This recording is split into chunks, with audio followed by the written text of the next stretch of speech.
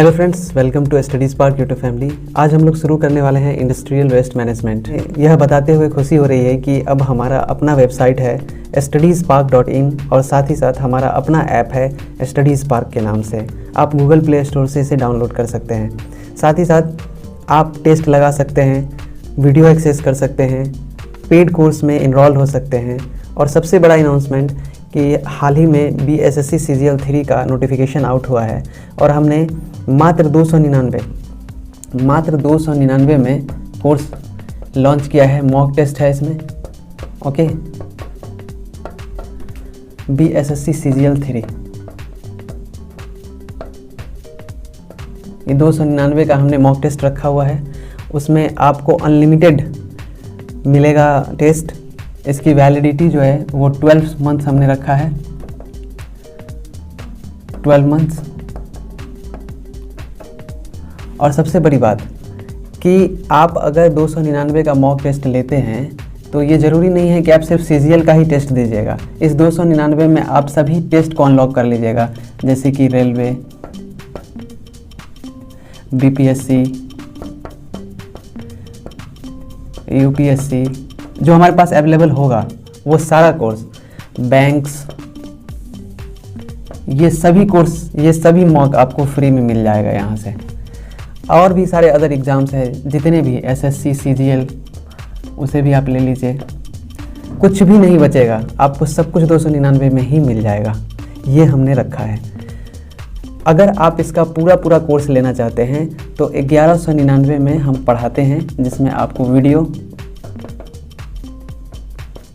Plus quiz plus PDF मिल जाएगा।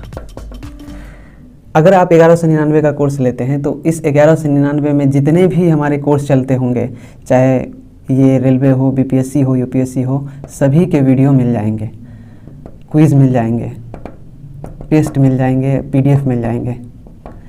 ये हमारा अनाउंसमेंट है।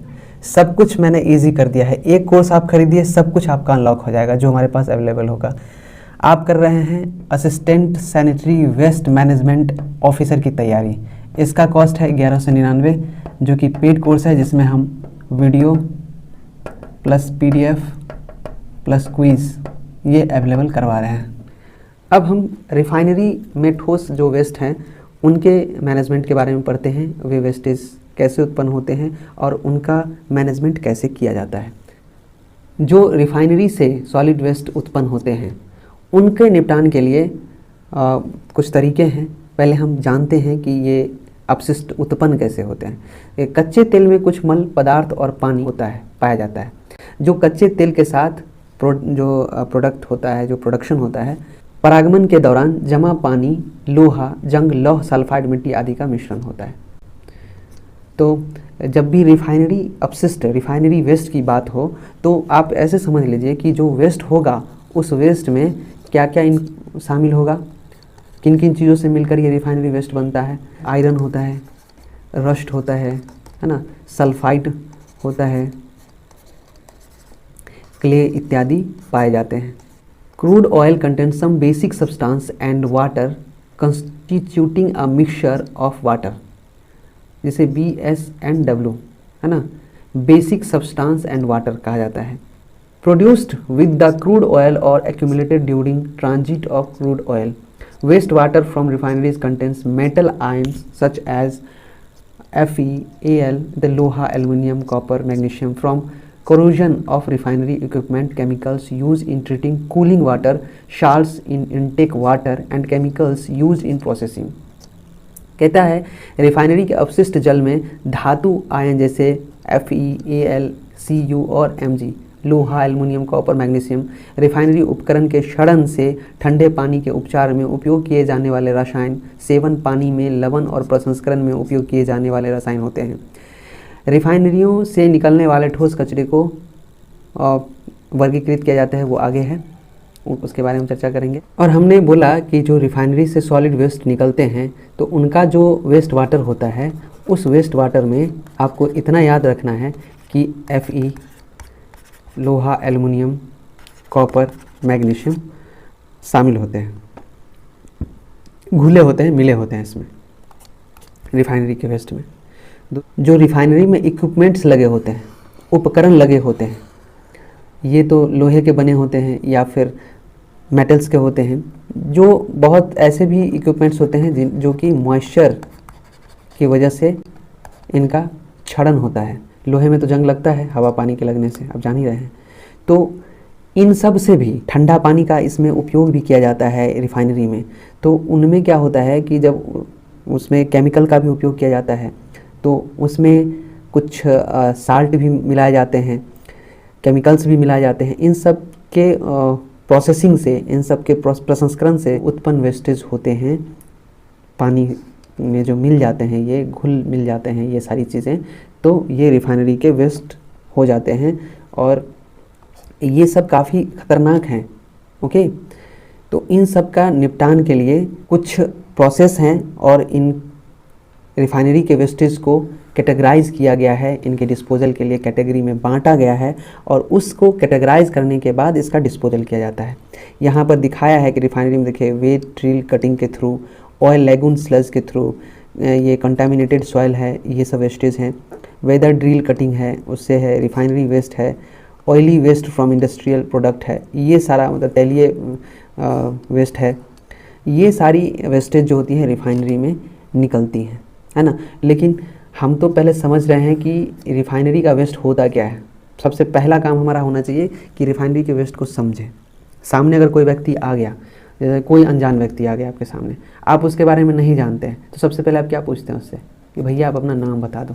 तो आपको अपना नाम बताता है, राम, श्याम, मोहन, दीपू, जो भी नाम है उसका। फिर आप उसके बारे में कुछ जानने की अगर इच्छा रखते हैं तो बोलते हैं tell me something about yourself. तो फिर वो आपको अपने सेल्फ के बारे में कुछ बताता है और उसके द्वारा बताई गई बातों पे फिर आप कुछ जानकारी हासिल करते हैं उसके बारे में।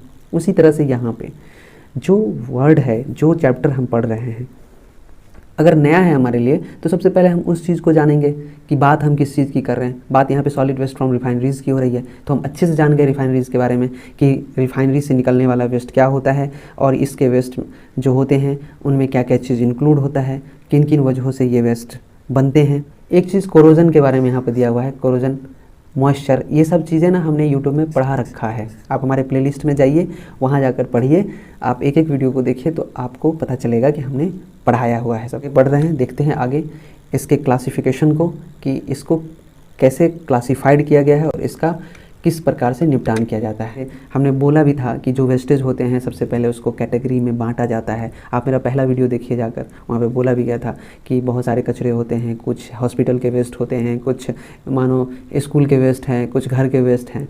तो सबके डिस्पोजल का तरीका अलग है, उस कचरे को आप कैटेगरी में रखते हैं। आप देखते हैं ना, नगर निगम वाला भी जो कचरा लेने के लिए आता है तो ग्रीन एंड ब्लू वाला डब्बा रखता है, लिक्विड वेस्ट के लिए अलग, हाँ, ठोस वेस्ट के लिए अलग, उसको भी कैटेगरी करके वो जमा करता है, फिर उसका डिस्पोजल करता है। उसी प्रकार जो इंडस्ट्रियल वेस्ट हैं, इंडस्ट्रियल वेस्ट के डिस्पोजल के लिए भी कैटेगरी किया गया है और ख़ास करके रिफाइनरी वेस्ट के लिए, क्योंकि ये वेस्ट काफ़ी हार्मफुल है। बहुत सारे तरीक़ों से वेस्ट उत्पन्न होता है, वेस्ट का प्रोडक्शन होता है।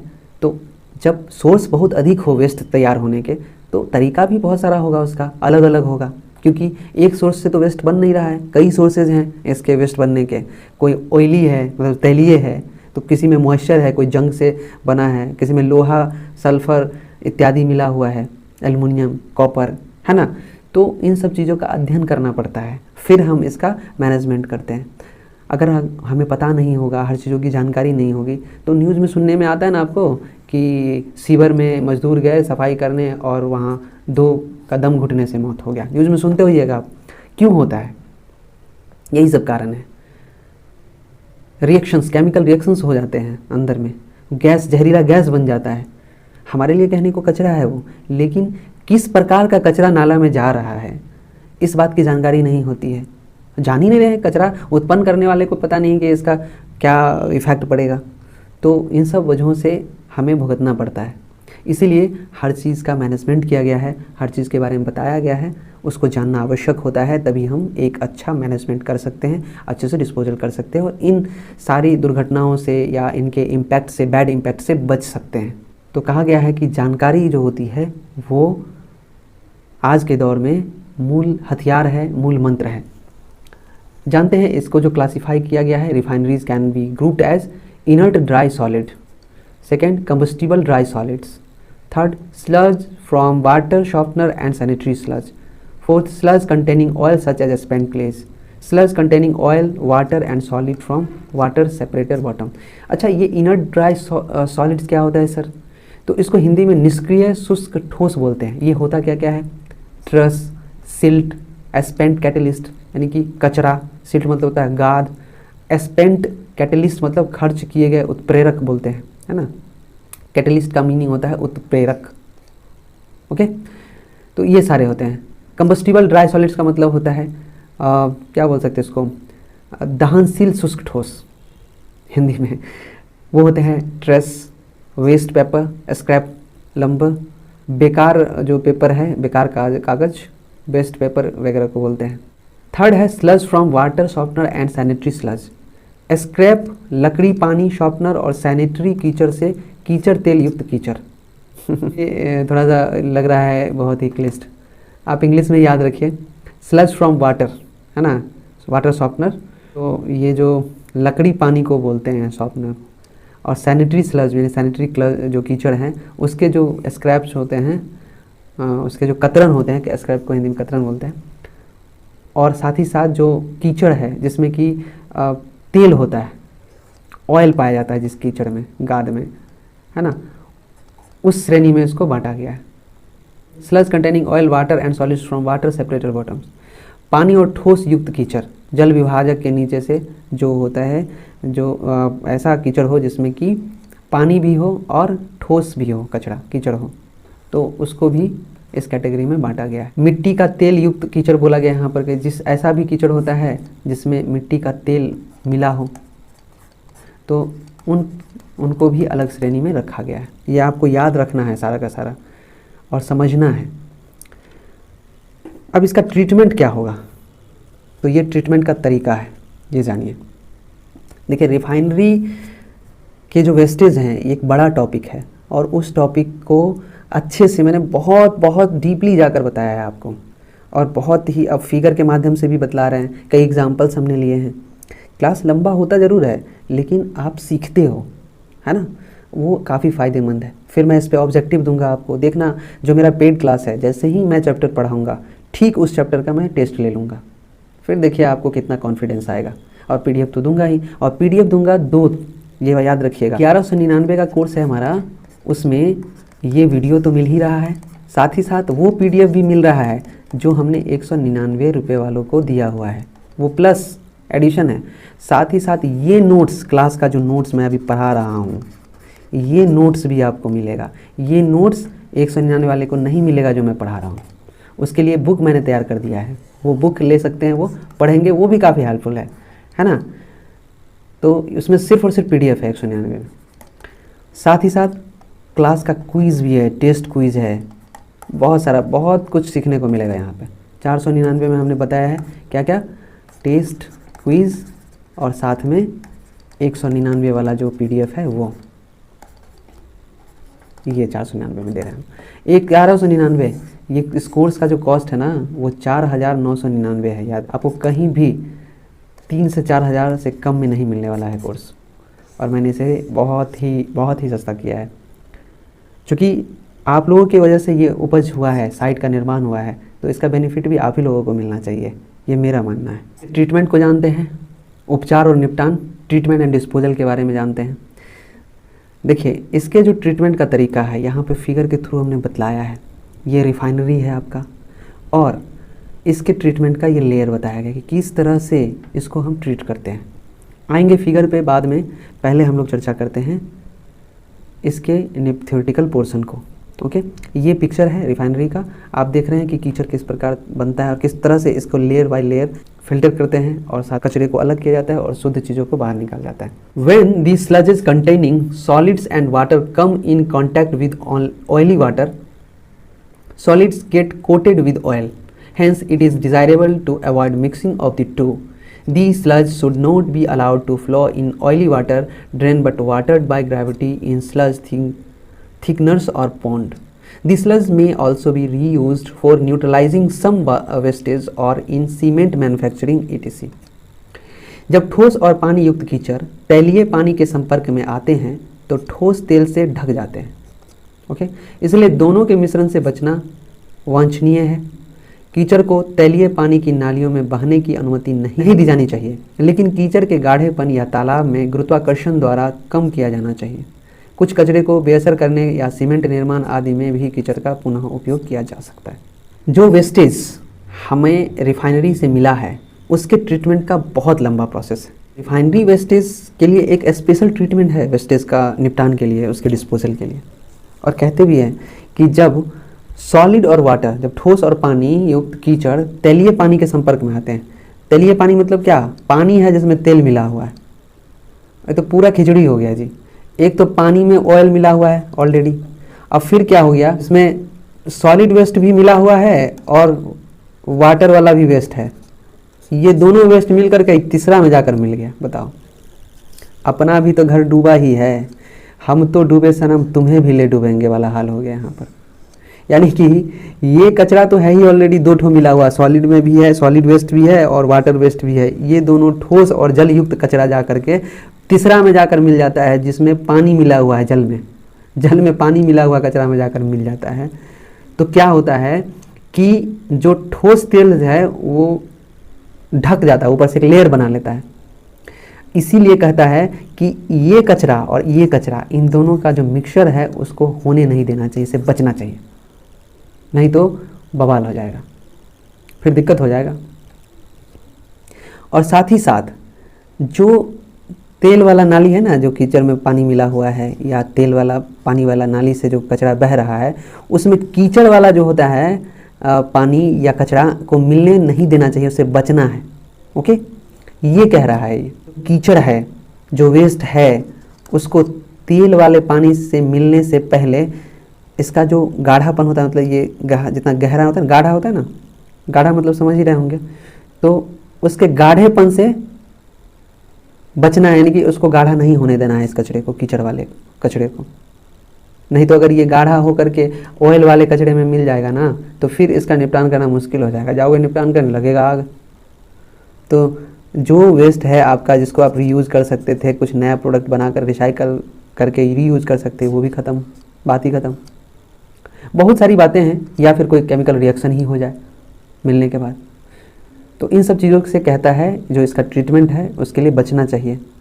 और इन कचरों को ज़्यादा बड़ा नहीं होने देने से बचने के लिए क्या करना चाहिए कि जो कचरा है रिफाइनरी से जो उत्पन्न हुआ है, उन कचरों को सीमेंट के निर्माण आदि में इसके कीचड़ को उपयोग करना चाहिए। तो समझ में आ गया कि सीमेंट वगैरह के निर्माण में भी रिफाइनरी वेस्टेज को यूज़ किया जा सकता है और यूज़ करके कम किया जाता है इसके कीचड़ को, इसके वेस्ट को। किस उद्योग में? सीमेंट निर्माण उद्योग वगैरह में यूज़ करके, सीमेंट निर्माण में भी यूज़ करके। तो ये एक तरीका था डिस्पोजल का। क्या है, पहले क्या करना है, इनलेट करना है, वहाँ पे ग्रिट ट्रैप होगा। ग्रिट के बारे में हमने पढ़ाया है, अब ये मत कहिएगा कि सर यहाँ भी बताने लगे। आप ये MCQ का मेरा आया था 4th वाला, उसमें आप पढ़िए, मैंने पढ़ाया MCQ 3, 2 इन सब में भी डिटेल से पढ़ाया है। फिर यहाँ पर एडजस्टेबल वेयर, देखिए ट्रीटमेंट का ग्राफ है, जो कचरा है उसका ग्राफ दिया गया है, ये रिफाइनरी का दिया गया है ना।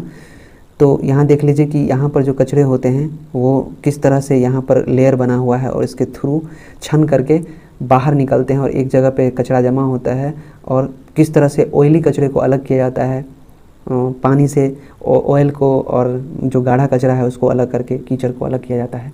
ये प्रोसेस है यहाँ पे एडजस्टेबल वेयर है। और फिर क्या है, ये जो हमने डाला है यहाँ पर, ठीक है, वो इस ग्रिट ट्रैप के थ्रू इस एडजस्टेबल वेयर में जाता है और फिर यहाँ से आता है, इसके साथ मिला हुआ है ऑयल। और ये जैसे ही कचरा यहाँ आएगा तो क्या करेगा, ऑयली लेयर बना लेगा इसके ऊपर। यहाँ पे ऑयली स्कीमर होता है, ये जो है ना, ये जो पॉइंट देख रहे हैं, इसको ऑयल ग्लोबल्स बोलते हैं, ठीक है। इसको एक नली जो है यहाँ जाली जो फिल्टर टाइप का लगा, उससे गुजारते हैं, और ये जितना भी कचरा है ना, यहाँ पे आकर के इससे रिफाइन होकर के नीचे जमा हो जाता है गाढ़ा वाला, और ये सारा ऊपर की तरफ क्या होता है, एडजस्टेबल वेयर के थ्रू। 2 जगह रहता है एडजस्टेबल वेयर, और उसके थ्रू क्या होता है, ये बाहर निकल जाता है। तो देखिए यहाँ पे अलग हो गया ना, ये स्लज को हमने अलग कर लिया कीचड़ को, और फिर ये फ्रेश यहाँ से बाहर निकल कर कहाँ चला गया, एडजस्टेबल वेयर में, और फिर यहाँ से आउट हो गया। यहाँ से इन किया कचरा, और इतने प्रोसेस के बाद फिर क्या हुआ, चूँकि हमने बताया है कि अगर कीचड़ को जब ठोस और पानी युक्त कीचड़ तैलीय पानी के संपर्क में आते हैं तो ठोस तेल से ढक जाते हैं। अब यहाँ से मानो कि ठोस जल पानी युक्त कीचड़ गया और वो किसके, तैलीय पानी के संपर्क में आया तो ऊपर में लेयर मारा, है ना। तो इस दोनों के मिश्रण से बचने के लिए हमें क्या करना होता है, यहाँ पे इस प्रोसेस का उपयोग करना होता है, और इस प्रोसेस के थ्रू इन कीचड़्स को अलग करते हैं और इसको अलग करके फिर बाहर करते हैं। आई होप कि आपको ये समझ में आ गया होगा। ठीक है, ये पोर्शन और ये फिगर से आपको ये ट्रीटमेंट एंड डिस्पोजल समझ में आ गया होगा। तो इस ऑप्शन को आपने समझा। दूसरा ये कहता है कि जो कीचड़ है तैलीय पानी की नालियों में बहने की अनुमति उसको नहीं दी जाती है। ऐसा नहीं है कि जो कीचड़ है, जो तेल वाला पानी वाला नाली है, उसमें उसके थ्रू आप बहा दीजिए। कीचड़ के गाढ़ापन को कम करना चाहिए, उसको गाढ़ा नहीं होने देना चाहिए। इसके साथ जो कीचड़ का गुरुत्वाकर्षण है उसको तालाब में कम किया जा सकता है ना, उसके ग्रेविटी को कम किया जा सकता है। ये सब पॉइंट याद कर लीजिएगा, पॉइंट में है ये। क्या क्या आपको याद रखना है, ये पॉइंट याद रखना है। साथ में तैलीय पानी से कीचड़ को तैलीय पानी वाली नाली में नहीं बहने देना है। साथ ही साथ कीचड़ के गाढ़ेपन को कम करना है, थिकनेस रहेगा, पतला रहेगा, उसको गाढ़ा नहीं होने देना है। साथ ही साथ तालाब में जो कीचड़ है उसके ग्रेविटी को कम किया जा सकता है, गुरुत्वाकर्षण को कम किया जा सकता है। ठीक, और कचरे को और बेअसर करने के लिए सीमेंट निर्माण आदि में उपयोग किया जा सकता है, रिसाइकलिंग रीयूज किया जा सकता है, पुनः उपयोग किया जा सकता है। चलिए आगे बढ़ते हैं। हमने काफ़ी विस्तार से जाना इन चीज़ों को। आगे हम लोग बात करते हैं शेप ऑफ सेडिमेंटेशन टैंक। ये rectangular tank with horizontal flow का फिगर है, इस तरह का होता है। सर्कुलर टैंक विद रेडियल और स्पाइरल फ्लो के लिए होता है ये फिगर, इसके बारे में हम चर्चा करेंगे। Hopper bottom tank with vertical flow के बारे में चर्चा करेंगे, ये फिगर है। उन्होंने इंजीनियरिंग नहीं किया है, उनके समझ में नहीं आ रहा होगा, उनको पढ़ाने के लिए देखो मैं ये समझ रहा हूँ कि सामने वाला जो भी है, अगर आपको पता है, आप सब चीज़ जानते हैं तो कोई बात नहीं है। मैं यह मानकर पढ़ा रहा हूँ कि मेरे सामने जो पढ़ रहे हैं उन्होंने इंजीनियरिंग नहीं किया हुआ है, उन्हें यह बात नहीं पता है। ओके, इसीलिए मैं हर चीज़ों को बार बार रिपीट करता रहता हूँ। अगर आप जानते हैं तो आप एस्केप कर सकते हैं, आगे बढ़ जाइए। ठीक है, नहीं तो आप इस चीज़ों को सुनिए, समझ में आएगा आपको। ये जो शेप ऑफ सेडिमेंटेशन टैंक है, सेडिमेंटेशन टैंक, उनका ये आकार बनाएगा कि अगर रेक्टेंगुलर टैंक हॉरिजॉन्टल फ्लो का होगा तो इस तरह का वो आकार होगा, सर्कुलर टैंक विद रेडियल और स्पाइरल फ्लो का होगा तो इस तरह का होगा, hopper bottom tank with vertical flow होगा तो इस तरह का होगा। पहले चरण में एक सतत संचालन मोटाई या batch opt rated hopper bottom settling tank में गुरुत्वाकर्षण सेटिंग शामिल है। ठोस तेल के साथ साथ पानी वाले अपशिष्टों के मामले में सेंट्रीफ्यूजेशन आवश्यक है। The first step consists of gravity setting in a continuous operation thickener or in a batch operated hopper bottom settling tank. In the case of waste containing solids, oil as well as water, centrifugation is necessary. हमने बोला था कि तालाब में कचरे के गुरुत्वाकर्षण को कम करना चाहिए, तो उसको कम करने के लिए ये सेडिमेंटेशन टैंक का निर्माण किया जाता है, पहली बात। दूसरी बात कि आप जो है ये कैसे बनाएंगे, तो ये कहता है कि पहले चरण में हमें क्या करना है। First step consist of gravity setting in A continuous operation thickener, यानी कि पहले चरण में एक सतत संचालन मोटाई या batch opted hopper bottom setting tank में गुरुत्वाकर्षण सेटिंग शामिल किया जाता है। तो ये hopper bottom tank with vertical flow जैसे ही आप बनाएंगे, ये हॉपर बॉटम सेटलिंग टैंक है ना, ये क्या करता है कि जो वेस्ट कंटेनिंग सॉलिड्स है, जिसमें ऑयल होता है, जो पानी के साथ जो तेल होता है मिला हुआ, उसके सेंट्रीफ्यूजेशन के लिए नेसेसरी होता है। आगे देखते हैं इसी कड़ी में इन डिटेल, इसको जानिए। अब ये सेंट्रीफ्यूज के बारे में हमने बोला था कि जो हमने हॉपर बॉटम की बातें करी है पीछे, उसमें जो सेंट्रीफ्यूजेशन के बारे में बोला कि वो शामिल है, उन्हें सेंट्रीफ्यूजेशन के थ्रू भेजा जाता है।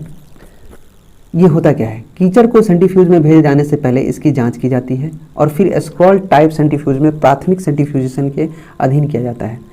प्रक्रिया के बाद तेल के पानी के मिश्रण में लगभग 5 से 10% ठोस होते हैं और इसे द्वितीयक सेंट्रीफ्यूजेशन के अधीन किया जाता है। द्वितीयक सेंट्रीफ्यूजेशन या तो टोकरी प्रकार या डिस्क प्रकार की इकाई का उपयोग करके किया जा सकता है। बास्केट सेंट्रीफ्यूज का उपयोग आंतरायिक विधि में किया जाता है, जबकि डिस्क प्रकार का उपयोग निरंतर संचालन के लिए किया जाता है। सेंट्रीफ्यूजेशन के बाद प्राप्त ठोस केक को लैंडफिल साइट पर ले जाया जाता है या भस्म किया जाता है या इंसिनरेटेड किया जाता है। ये ट्रीटमेंट एंड डिस्पोजल है किसका, रिफाइनरी वेस्ट का। समझिए, before the sludge is sent to the centrifuges it is screened and the subjected to primary centrifugation in scroll type centrifugation. तो सेंट्रीफ्यूजेस करने के लिए जो पीछे हमने पढ़ा है कि सेंट्रीफ्यूजेशन में भेजा जाता है इनके कीचड़ को, हॉपर बॉटम में हमने बताया था, तो उससे पहले जो है वेस्टेज के लिए जो सेंट्रीफ्यूज के लिए भेजते हैं उससे पहले इसकी जांच की जाती है ना, उसको स्क्रीन किया जाता है, प्राइमरी सेंट्रीफ्यूजन स्क्रॉल टाइप सेंट्रीफ्यूज किया जाता है। After the process, the oil water mixture contain about 5 to 10% solids and is subjected to secondary centrifugation. Secondary centrifugation can be carried out either by using a basket type or a disc type unit. The basket centrifuge is used in intermittent method while disc type is used for continuous operation. The solid cake obtained after centrifugation is taken to the landfill site or incinerated. Landfill site और incineration के लिए, यानी कि जो landfill process के through और incineration process के through refinery waste के डिस्पोजल का प्रक्रिया है, यहाँ तक पहुँचने से पहले आपको इन सारी प्रोसेस से गुजरना पड़ेगा, है ना। सबसे पहले हम पीछे वाले स्लाइड पे चलते हैं और आपको दिखाते हैं कि ट्रीटमेंट एंड जो डिस्पोजल का मैंने फर्स्ट स्टेप बोला था, वो बताया था आपको कि आप इस तरह से, जो सामने पिक्चर है, इस प्रोसेस से कीचड़ को और ऑयल वाले जो वेस्टेज हैं, जो वाटर हैं, उनको अलग करने का ये तरीका है। ओके, इस प्रोसेस से आप अलग कर सकते हैं। लेकिन हमने बताया था कि कीचड़ के गाढ़ेपन को कम करना है या तालाब में गुरुत्वाकर्षण को कम करने के लिए, कीचड़ के गुरुत्वाकर्षण को कम करने के लिए क्या करते हैं, कुछ प्रोसेस का उपयोग करते हैं, वो हमने यहाँ पर बताया, ठीक है, उसके ग्रेविटी को कम करने के लिए। वो था shape of sedimentation tank, hopper bottom tank with vertical flow. वहाँ पर गुरुत्वाकर्षण सेटिंग शामिल होती है और ठोस तेल के साथ साथ पानी वाले अपशिष्ट के मामले में सेंट्रीफ्यूजेशन की आवश्यकता होती है। ठोस तेल के साथ साथ ठोस वाला कचरा है, जो तेल वाला कचरा है, उसके साथ साथ पानी वाला अपशिष्ट के मामले में सेंट्रीफ्यूजेशन आवश्यक होता है। और उस सेंट्रीफ्यूजेशन के लिए हमने यहाँ पर यह प्रोसेस बताया है कि आपको सबसे पहले सेंट्रीफ्यूजेशन से पहले क्या करना होगा कि एक स्क्रीनिंग से गुजरना होगा, ठीक है। और वह जो होता है स्क्रॉल टाइप सेंट्रीफ्यूजेशन होता है, जिसमें कि प्राइमरी सेंट्रीफ्यूजेशन के अधीन किया जाता है। उसको प्राथमिक सेंट्रीफ्यूजेशन के थ्रू के अंदर स्क्रॉल टाइप सेंट्रीफ्यूज किया जाता है। Before the sludge is sent to the centrifuges, it is screened and then subjected to primary centrifugation in scroll type centrifuges. After the process, the oil water mixture contains about 5 to 10% solids and is subjected to secondary centrifugation. जब आप पहला process कर लेते हैं, ये वाला process कर लेते हैं आप, स्क्रॉल टाइप सेंट्रीफ्यूजेशन, है ना, तब आप क्या करते हैं कि इस जो ऑयल वाटर मिक्सचर होता है, ये प्रोसेस करने के बाद 5 से 10% सॉलिड बचता है, जो कि सेकेंडरी सेंट्रीफ्यूजेशन के थ्रू ख़त्म किया जाता है। ये स्क्रॉल टाइप सेंट्रीफ्यूजेशन किया जाता है, तो इस प्रक्रिया के बाद तेल और पानी का जो मिश्रण होता है वो लगभग 5 से 10% ही बचता है, जिसे सेकेंडरी सेंट्रीफ्यूजेशन के द्वारा ख़त्म कर दिया जाता है। यह जो सेकेंडरी सेंट्रीफ्यूजेशन है, इसे या तो क्या बोलते हैं टोकरी का प्रकार, या क्या बोलते हैं इंटरमीडिएट मेथड, या डिस्क टाइप मेथड बोलते हैं, डिस्क प्रकार की यूनिट बोलते हैं, उसका उपयोग किया जाता है। बास्केट सेंट्रीफ्यूज के बारे में बोला गया है कि बास्केट सेंट्रीफ्यूज का उपयोग अंतरायिक विधि basket centrifuge is used in intermediate. द्वितीयक सेंट्रीफ्यूजेशन या तो टोकरी प्रकार या डिस्क प्रकार इकाई का उपयोग करके किया जाता है। अब आप बोलेंगे कि सर प्राइमरी के बारे में तो आपने बता दिया कि प्राइमरी सेंट्रीफ्यूजेशन जो होता है स्क्रॉल टाइप सेंट्रीफ्यूज होता है, बट जो सेकेंडरी टाइप का सेंट्रीफ्यूजेशन है वो किस प्रकार का होता है? तो मेरा आंसर होगा कि यह बास्केट टाइप का होता है या डिस्क टाइप का होता है, यानी कि टोकरी प्रकार का होता है, टोकरी के प्रकार का, या डिस्क देखें ना गोल टाइप का, उस प्रकार का इकाई का उपयोग करके ये सेकेंडरी सेंट्रीफ्यूजेशन किया जाता है। और इसके थ्रू जो प्राइमरी सेंट्रीफ्यूजेशन में 5 से 10% तेल के पानी में बच जाता है मिश्रण, उस ठोस को अलग करने के लिए, ठोस जो तेल के पानी में मिश्रण 5 से 10% बच जाता है, उसको द्वितीयक सेंट्रीफ्यूजेशन यानी सेकेंडरी सेंट्रीफ्यूजेशन के द्वारा ख़त्म किया जाता है। और सेकेंडरी सेंट्रीफ्यूजेशन टोकरी ये बास्केट टाइप या डिस्क टाइप इकाई है जिसका उपयोग करके किया जाता है। तो जब भी बास्केट टाइप या डिस्क टाइप यूनिट के बारे में पूछे तो आप बोलेंगे कि ये सेकेंडरी सेंट्रीफ्यूजेशन है।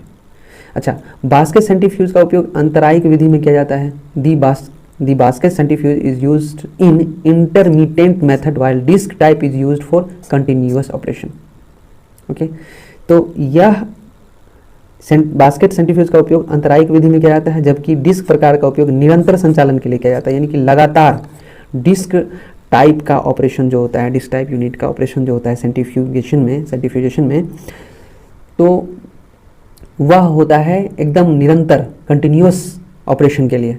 बट बास्केट टाइप का जो होता है वो इंटरमीडिएट के लिए मेथड के लिए होता है, रुक रुक करके, है ना, अंतर अवधि के बाद, मतलब कुछ अंतराल के बाद यह बास्केट सेंट्रीफ्यूज का उपयोग किया जाता है।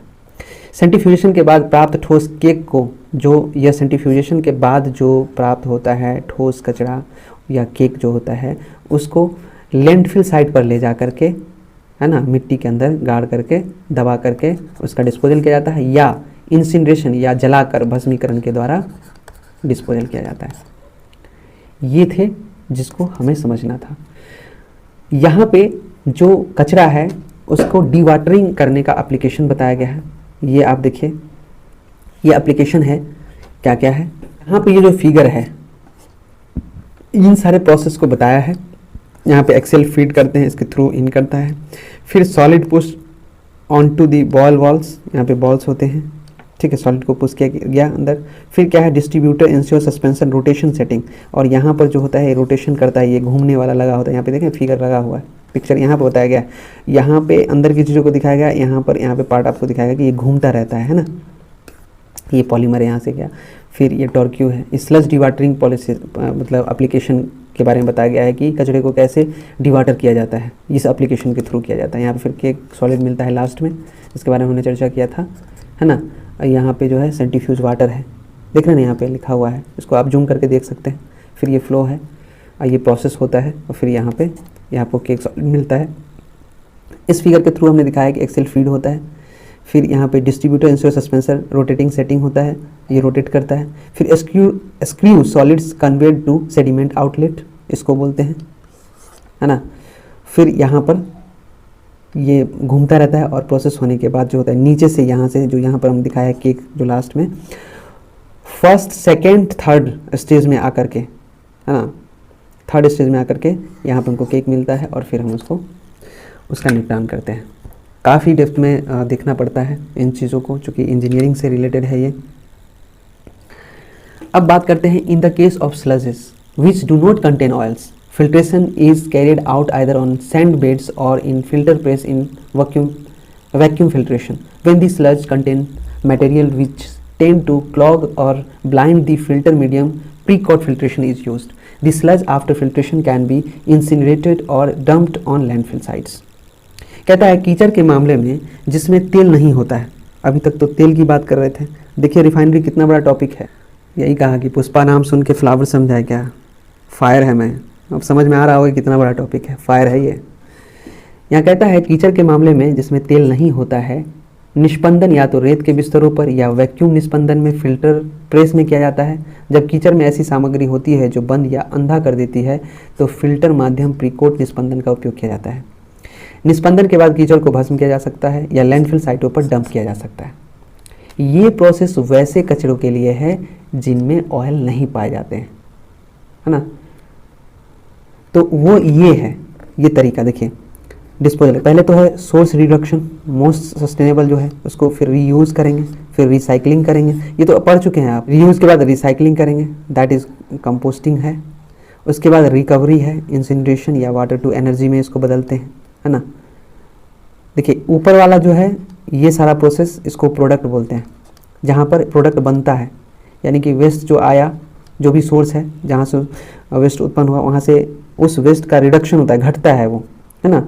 तो ये प्रोडक्ट के रूप में होता है। प्रोडक्ट के रूप में सोर्स रिडक्शन, रीयूज, रिसाइकलिंग यही यूज हो सकता है। इसके बाद जो होता है उसको वेस्ट कहते हैं, उसका ट्रीटमेंट होता है, वो होता है इंसिनरेशन के द्वारा, या वेस्ट को एनर्जी के रूप में उपयोग किया जाता है, और लास्ट में क्या करते हैं, डिस्पोजल करते हैं, लैंड फिलिंग इत्यादि के द्वारा। अच्छा, हमने बताया है कि जो वैसा कीचड़ जिसमें तेल नहीं होता है उसका फिल्ट्रेशन करते हैं, और फिल्ट्रेशन का ये तरीका है, यहाँ पे हमने इसको रखा है। फिल्ट्रेशन कैसे होता है वो हमने बोल भी दिया है, ठीक है। और ये फिल्ट्रेशन का प्रोसेस है, इसको देखिए बारीकी से, मैं बोल दे रहा हूँ। देखिए यह मशीन है, फिल्टर मशीन यहाँ पे लगा हुआ है। जस्ट लाइक इसको समझो आप कौन एयर वाला जो होता है ना, जो आप गाड़ी वगैरह में हवा एयर फिल करवाने के लिए, भरवाने के लिए जाते हैं, तो आप देखते होइएगा उसके पास ये रहता है, इस टाइप का होता है एयर रिलीज वैल्यू, ये वाला। फिर एयर स्कोर हेडर है यहाँ पे, ये इसको बोलते हैं। अनफिल्टर्ड वाटर इनलेट, यहाँ पर जो पानी आता है वो अनफिल्टर्ड वाटर रहता है, और इसके थ्रू अनफिल्टर्ड वाटर आया, इसके थ्रू देखिए पानी आया। मैंने हवा भरने वाला पंप का एग्जाम्पल दिया था आपसे, हवा भरने वाले बॉक्स का एग्जाम्पल दिया था। अब हम जो बात कर रहे हैं उन कीचड़ के प्रोसेसिंग के बारे में जिसमें तेल नहीं होता है ना, उसका क्या क्या प्रोसेस है। तो उसमें क्या होता है कि जो अनफिल्टर्ड वाटर है यहाँ जाता है इसके थ्रू अंदर, और फिर इस प्रोसेस के थ्रू जब ये पानी अंदर गया, फिर यहाँ पर प्रोसेस हुआ, और उसके बाद फिल्टर्ड वाटर बाहर आया, ठीक है, वॉश वाटर। फिर ये ड्रेन है ना, यहाँ पर ड्रेनिंग होती है, फिर ये वॉश आउट होता है।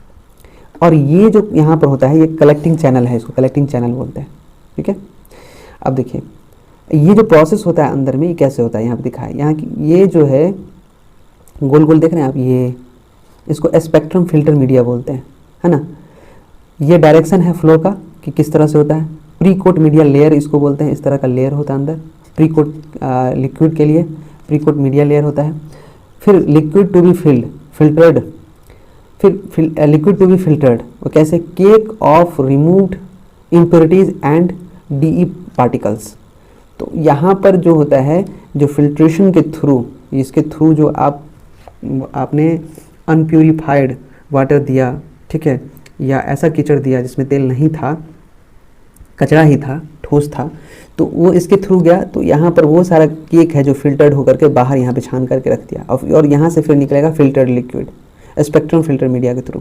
फिर ये cake removed impurities and DE particles, है ना। यहाँ पर इसके ये क्या करता है, इम्प्यूरिटीज़ को केक रिमूव करता है, और बैकवॉश वाटर स्पेक्ट्रम फिल्टर के थ्रू बाहर निकलता है। ये फ्लो है। आई होप कि आपको ये समझ में आया हो।